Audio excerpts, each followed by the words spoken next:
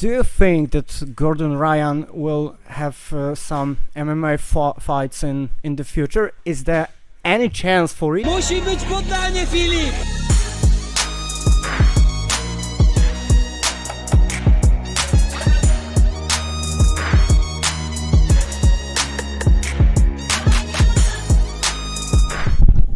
So on the warrior way, David Asare here with me.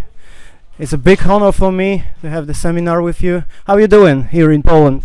I'm good. I'm first time in Gdansk and first time in Bygd. How do you pronounce it? This town?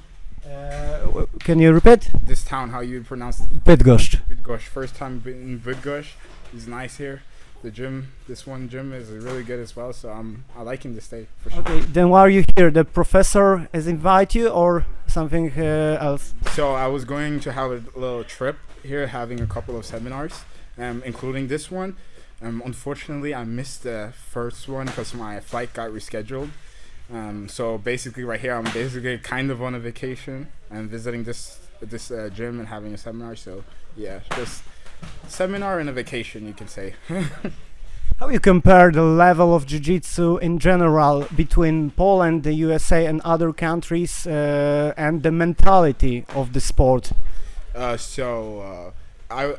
born and raised in Norway, so my first knowledge about jiu-jitsu was in Europe, and for sure I found out that the level of jiu-jitsu in Europe, top countries are UK, Poland, and Norway, in my opinion, like in general.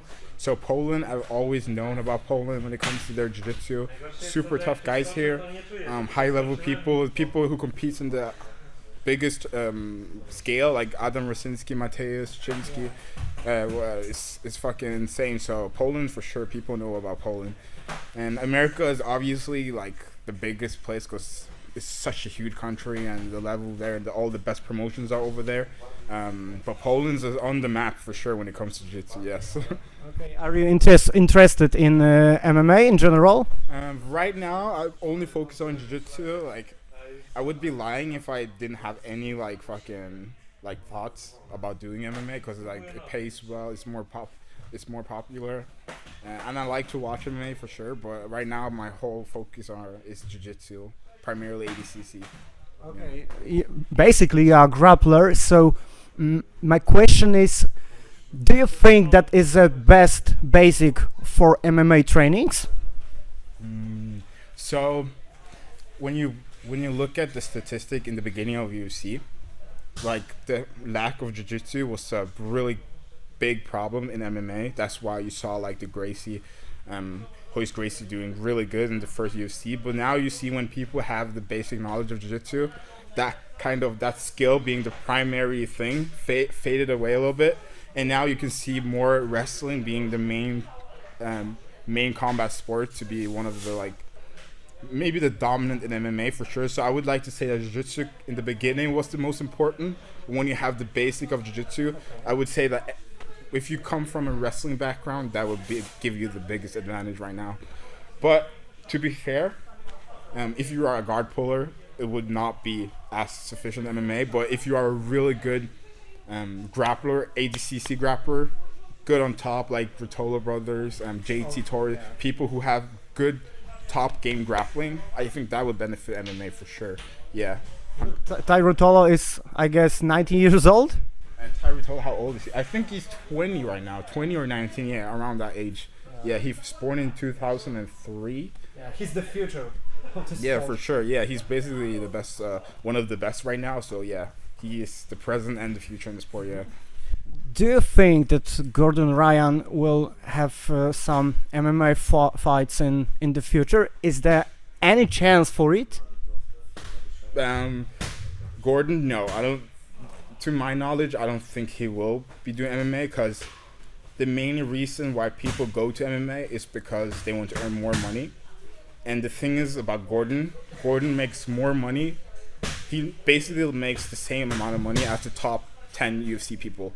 Like, no grappler can say that. So there's literally no reason for him to go to MMA because he earns ridiculous good amount of money. So I don't see the reason why he would do it. Who knows? Maybe there's a chance. I think I saw like an interview with him with the UFC Fight Pass talking about it, but to my knowledge, I think it's a really low chance for that to happen.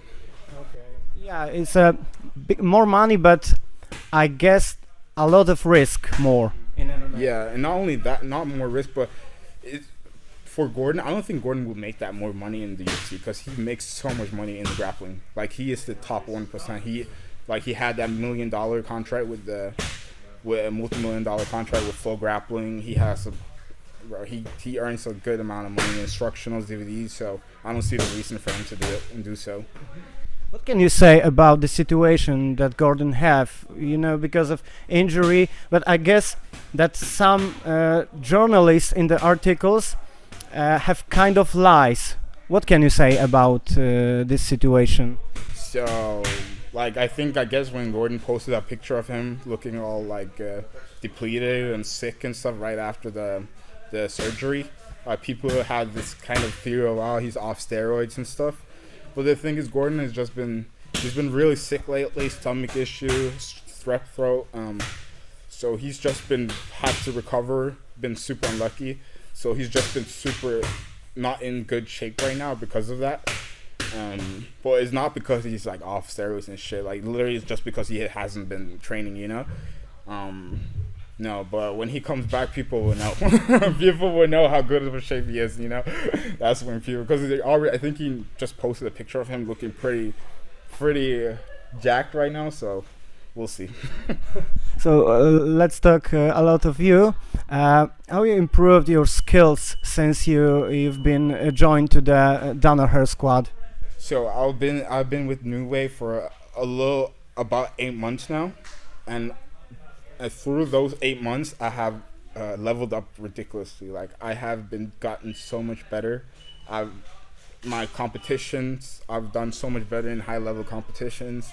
I've showcased myself on biggest stages and showed that I'm on a good way to become a really good grappler. And my goal is to become the best grappler. I want to be the best 77 grappler in the world.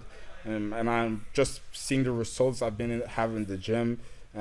My progress rate I see that to be one of the most realistic things to happen. So I've improved a lot. So I've become a lot better. Oh man, you are faster than me because I wanted to ask about your goals, but you spoke about Mateusz Szczeciński. So maybe fight with him. Yeah, for sure. I would like to have a fight with him. Super fight would be cool, but most likely I will meet him at European trials. I fought him before. I would like to fight him again. So yeah, I'm stoked to have that match for sure. He's a really good competitor. High submission rate. People are afraid of him because of his submission rate, but I'm looking forward for it for sure, dude. Yeah. Okay. So to the end, what's your opinion about this club, these people, about Professor Maciej Tasbir, the people, the energy, in general? What do you think? This is a good club, dude. I feel like this is a good representation of a Polish club. This is a good introduction for me to this city. Your professor is super nice guy. Took me in with open arms. Never screaming. No.